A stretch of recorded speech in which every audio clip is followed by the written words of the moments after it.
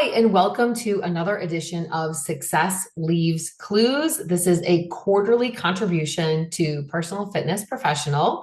I am a longtime health club owner, personal trainer, group fitness instructor, and fitness entrepreneur. If we haven't met yet, my name is Trina Gray. I was the first Idea Fitness Leader of the Year, which really just means that I love the business of fitness.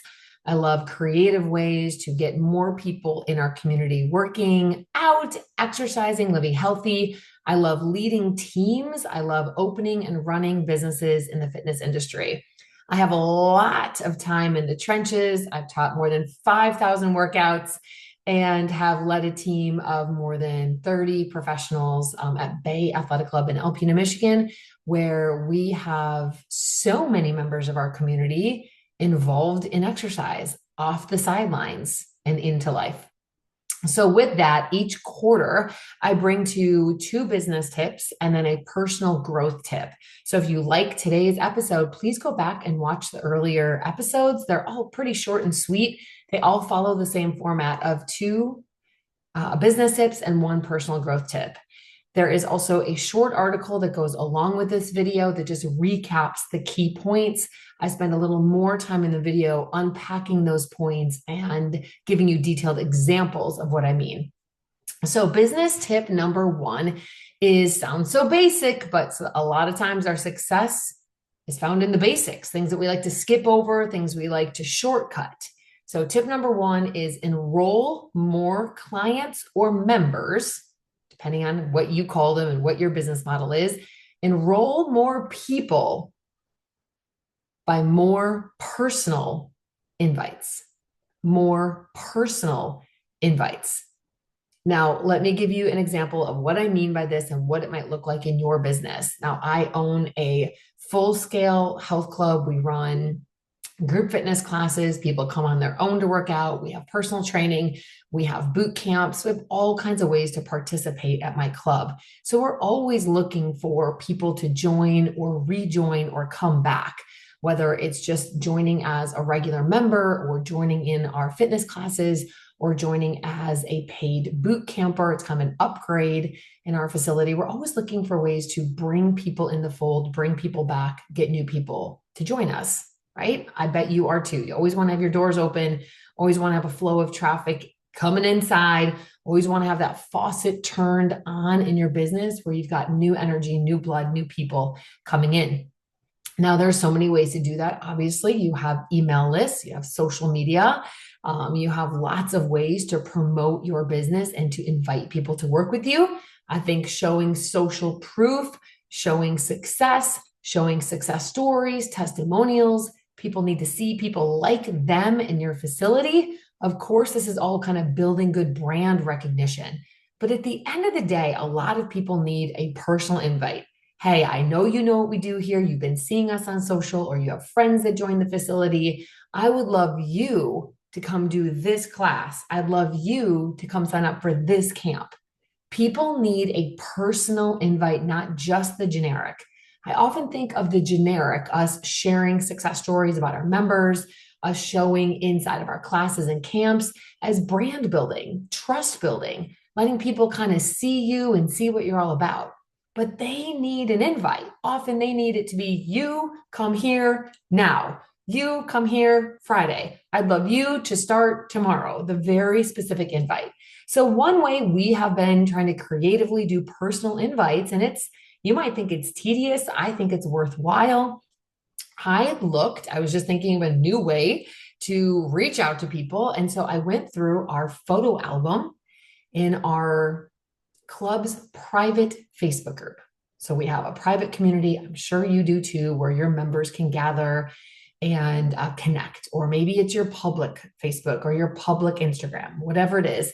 I went to a photo album in my community, private Facebook community, and I clicked on an album of all of our outdoor workouts, outdoor boot camps, outdoor adventure workouts, and I pulled up like 10 different pictures. I sent those pictures to one of my managers, one of my teammates, and said, can you look through these pictures and personally invite the people you see to come join our next outdoor boot camp? Now, some of the pictures were from 2018, 2019, 2021, 2023, 2024. Just grabbed a collection of photos. And I had my manager look and see who we know, who's still in the area. Is anybody, are they a current member? Were they a past member? Kind of just do a little recon, honestly, and then send a message. And I typed up the message for her to send. And I was really clear in my instructions to try to make it easier to do. So I sent her all of them, just showing you, I sent her all of these pictures from our past camps. Sometimes it's just kind of nice to see it in person, right? To just know that like I'm doing the work I'm telling you I'm doing. So I sent her a bunch of pictures and I said, why don't you attach these pictures to private messages if you see someone you know in the photo?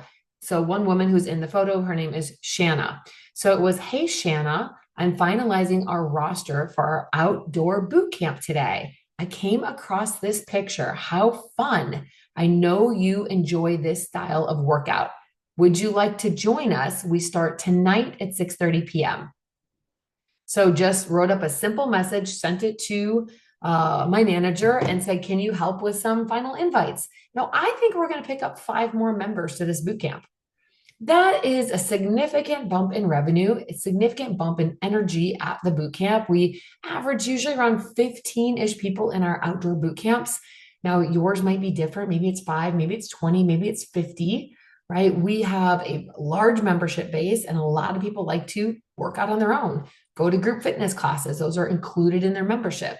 A lot of people just like to do their own thing. But we offer these specialty camps, these upgrades as a way to bring in extra revenue to the gym, let my trainers do something new and fun and different, give our members a different experience, but it takes personal invites. A lot of people can easily just get stuck in a rut or stuck in their routine and maybe not even look up to realize that we have these specialty offerings. So personal invites, being really clear with whoever's on your team, or if it's just a party of one and it's just you, do the work, right? I went through past photos. I thought it'd be interesting to attach a photo and say, I see you in this picture. I know you like this style of workout. I hope you join us. That is called going the extra degree. That is doing something more than just the generic Facebook post, the generic Instagram, even the generic reel about your offer. That's a personal invite where someone can look at it and be like, oh, wow, she thought of me because I'm in this picture. So that's tip number 1, enroll more clients and more members with personal, even kind of creative, I would say, invites. Tip number 2 is keep more clients and members by being more personable in your business. So these 2 tips, number 1 and 2, go hand in hand. Tip number 1, enroll more members and clients with personal invites. Tip number 2, keep more members and clients by being personable. Now, I want to give you kind of an example of behind the scenes of where I thought of this lesson and why I wanted to bring this to you. Now, I've owned a health club, as I said, for more than 20 years. I have 2 locations. I'm right now building out a new health club in our downtown. So I have been around the block.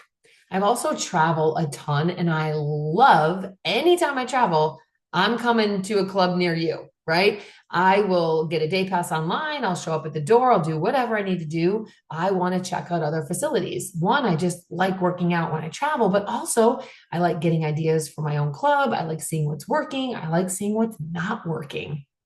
So this past weekend, I had the occasion of being in Indianapolis for the weekend, and I wanted to get in a workout. So I looked up all my different options and found a beautiful YMCA in downtown Indianapolis that I could go visit. It was so great. When I walked in the door, it was sunny and bright and clean. The woman at the front desk could not have been more welcoming. She asked where I was from. And when I told her, she made I live 7 hours away. She's like, oh, I have family up that way. Have you ever heard of this town? It's so beautiful up there. What brings you to town? It was just exactly what you'd want to have happen if someone visited your facility or your business. So that's what went really well. It was quick. It was easy to get signed up for a day pass. She told me where the locker rooms were, where the studio was, what was upstairs, kind of gave me the virtual tour without leaving her desk, but kind of gave me the lay of the land. I felt very welcomed. I felt very happy to be there. Okay. Well, it didn't stay quite at that level of service, unfortunately. And if you want members and clients to stay with you, everybody on the team's got to get on board. So I walked into the group fitness studio. It was dark. There was a couple members in there getting their equipment set out. The instructor wasn't there yet. There wasn't any music on, there wasn't any lights on. I wasn't quite sure where I should set up. It was a body pump class. And so I saw where the equipment was. I just started kind of getting things out, kind of following the lead of other people. And then the instructor came in, never said hello, never introduced herself, never told people what they needed. I think just assumed everybody was a regular, assumed everybody knew what to get. I didn't know until the end of class that I had two different size weights and plates for what I thought was the same, meaning I didn't know how their weight stack worked. And I didn't know all the different levels. So I grabbed two that were on the same row that I thought were the same. But at the end of class, I'm like, why was this arm so much heavier? Then I looked and they were two different weights. So there wasn't there wasn't any instruction. And I could say what the young woman did well was she led with great energy. So this is not meant to be a critique. This is not meant to be a slam. This is meant to be honestly, as someone who cares deeply about the fitness industry and has been a group fitness instructor since 1997, when I was a senior in college. So I'm coming up on 30 years of teaching. It was hard to see a packed class of people, wall to wall, just what we want in the fitness industry, just what we've been craving. We made it through the pandemic. People are out and about working out in person again. They're happy to be in a community of people working out. And I think that this business kind of missed the mark on connecting with people in class. I could have very, very easily been on a video, a workout video. I could have been hitting play on a video. The instructor didn't use a single name of anyone in class, never gave anyone a shout out or any kind of recognition or encouragement. It felt like I was watching a television and the instructor was leading this class to an unknown group of people. There was no, hey, back row, I see you. Oh, love the high fives in the middle of class. Front row, you're crushing it. There was no acknowledgement that we are actually in her class. The other thing I'd say is sometimes I've noticed that when instructors are so focused on this very rigid, I would say, strict, fast-paced choreography, when classes, these pre-choreographed classes, are so much to remember that there's no time for them to connect. If they're not connecting in between songs or before class or after class, there's no connection. So I say this out of love and respect. I say this out of somebody who believes deeply in the fitness industry, who was so excited to see a packed class, but felt like the class missed the mark in terms of any kind of personal connection. So in the day and age where everybody's talking about AI, artificial intelligence, people being replaced, you can't be replaced when you're personable, when you use a name, when you physically high five somebody, when you tell them good job, when you meet them at the door and greet them, when you meet them at the door when they exit.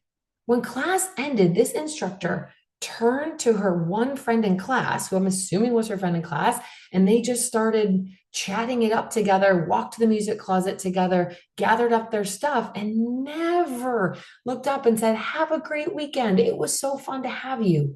Never recognized that I was brand new to class. How did I like it? Hope to see you again. Those are things that I know we can do better as an industry. And when you have somebody at the front desk who shines like a bright light, 5 out of 5 stars, but then you have an instructor who's really just there to perform, to deliver the workout, but not connect with people, we're missing an opportunity, right? I love working out in person. However, I do also like working out at home, and I own a gym. You got to give me a reason to come to the gym. I got to want to see people. I'm going to want that extra motivation of an instructor in front of me. I certainly hope that I have instructors who want to learn people's names, give shout outs, and be personable. So tip number 2 is to keep your clients or members, be personable. Be personable. I know that we can do this as an industry. I know we have the potential to do this. And I know sometimes it just takes some gentle nudges and reminders to ourselves and to our teammates. So I'm going to use this lesson myself for my own teammates and my own health club and make sure that I share with them what it felt like to be a new person in class, not welcomed, not asked if I knew how to set up my equipment, never encouraged, and never said thank you or high five. I felt like a blank face in the audience. So I know we can do better than that. And I'm going to use this lesson for my own team as well. So tip number one was enroll more people with personal invites. Tip number two is keep more people by having your team be personable with your clients. And then personal growth tip. This is tip number three. I just recorded a podcast. You can take a listen if you're a podcaster or you want to be a podcaster, you like listening to something other than just music or the news. I have a podcast called The Calm and Confident. Calm and Confident. Two great words to want to live by, right? It really has been doing well on Apple Podcasts and Spotify. It has over 100 five-star reviews, about 10,000 downloads. We just launched it. Pretty proud of it. I think you love it. And the episode I just recorded is called Choose Your Hard. So this is your personal growth tip. Choose your hard. I'll use this example. It can be hard to grow your career, but you're here, so that tells me you want to. It can be hard to improve your skills. It can be hard to grow your client list. It can be hard to send invites. It can be hard to stay in shape and stay on top of your own game. It can be hard to get to conferences or do continuing education. All those things can be hard to do. But you know what's harder? Staying stuck in your career. Staying stuck in your career is harder than growing your career. Because when you look at what it takes to grow your career, to meet people, to grow your skill set, to do personal development, to grow as a leader, to grow in fitness, those are just daily actions over time. It's easy not to do them because often someone's not asking you to do it. Hey, did you watch that training video? Did you read that article in PFP? Did you check out that new series? Are you implementing some new mobility exercises with your clients? Are you launching that new camp? Are you adding new clients? Are you keeping in touch with your clients? It can be really easy not to do those things, right? Choose your hard. It's hard to do the daily work to grow your career, but it's a heck of a lot harder to stay stuck or stagnant in your career. You deserve a thriving career in fitness. People need us. Prevention is where it's at. Prevention costs less. It's the way of the world. We're on the right side of the spectrum in terms of getting people off the couch and into life. I want you to have a growing, thriving, rewarding business. Choose your hard. It can be hard to grow yourself and grow your business, but it's a lot harder to stay stuck.